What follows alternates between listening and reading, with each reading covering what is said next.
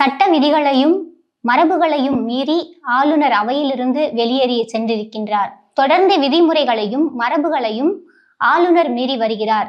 ஆளுநர் உரையே தேவையில்லை என்ற வகையில் அரசியலமைப்பு சட்டம் திருத்தப்பட வேண்டும். இதற்கான முயற்சிகளை திமுக முன்னெடுக்கும் என சட்டப்பேரவையில் தமிழ்நாடு முதலமைச்சர் மு.க. ஸ்டாலின் உரை நிகழ்த்தியுள்ளார். தமிழ்நாடு ஆளுநரின் சட்டம் மற்றும் மரபு மீறல் எதிர்க்கட்சி தலைவரா ஆளுநர் என்ற கேள்வியை எழுப்பியுள்ளது. அரசியலமைப்பு சட்டத்தையும் ஜனநாயகத்தையும் கொச்சைப்படுத்தும் மரபு மீறி தரம் தாழ்ந்த கண்டனத்திற்கு உரிய ஒன்றாகும்.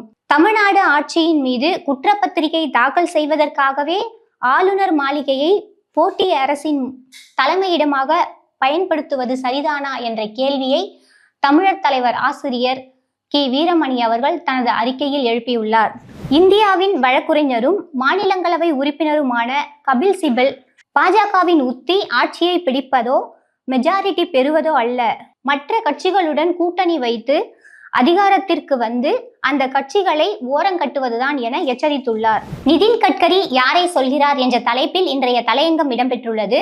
பாஜகவின் மூத்த தலைவரும் ஒன்றிய அரசின் சாலை போக்குவரத்து துறை அமைச்சருமான நிதின் கட்கரி அரசியலில் தலைமுறை மாற்றம் குறித்து தெரிவித்துள்ள கருத்துகள் தற்போது அரசியல் வட்டாரத்தில் பெரும் பரபரப்பை ஏற்படுத்தியுள்ளன.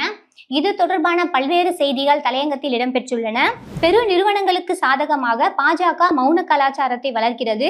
இந்த நாட்டில் அனைவரும் மௌனமாக இருக்க வேண்டும் என்றும், ஒரு சில பெரிய நிறுவனங்கள் மட்டுமே செழித்து தேசத்தின் முழு சொத்துக்களையும் கட்டுப்படுத்த வேண்டும் என்றும் பாஜக விரும்புகிறது என ராகுல் காந்தி தனது பேச்சில் தெரிவித்துள்ளார்.